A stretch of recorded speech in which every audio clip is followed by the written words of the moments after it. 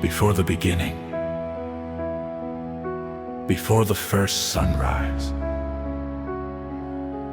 before time itself began to tick, there was God.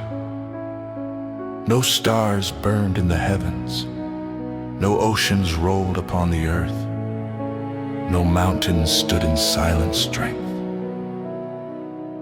Only God. And then He spoke, and light shattered the darkness. Stars burst into flame across the universe. Galaxies spun into motion. The heavens stretched wide at His command. And the seas gathered together. The land rose from the deep. Mountains climbed toward the sky. Rivers carved their paths through valleys. Forests stretched across the earth. Life filled the world with color and breath. All of it, formed by the word of the Creator. Then God stooped down to the dust of the earth, and with His own hands, He formed man.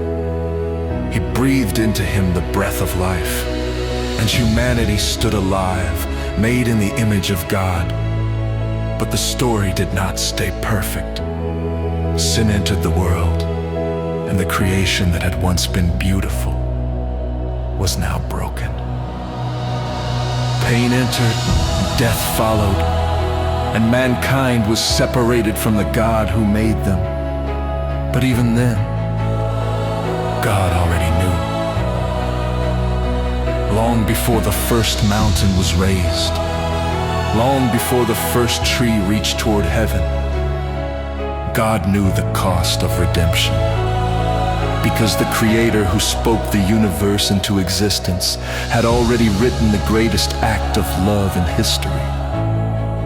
Somewhere on the earth He created, a hill would rise from the ground, a place called Calvary.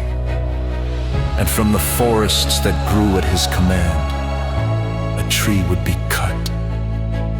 Wood that once drank in the sunlight of creation would one day become a cross. The Creator of the universe would step into His own creation. He would walk the very ground He formed, breathe the air He spoke into existence. And on that hill, on that cross, the hands that formed the stars would be pierced by nails. The voice that spoke the oceans into place would cry out in suffering.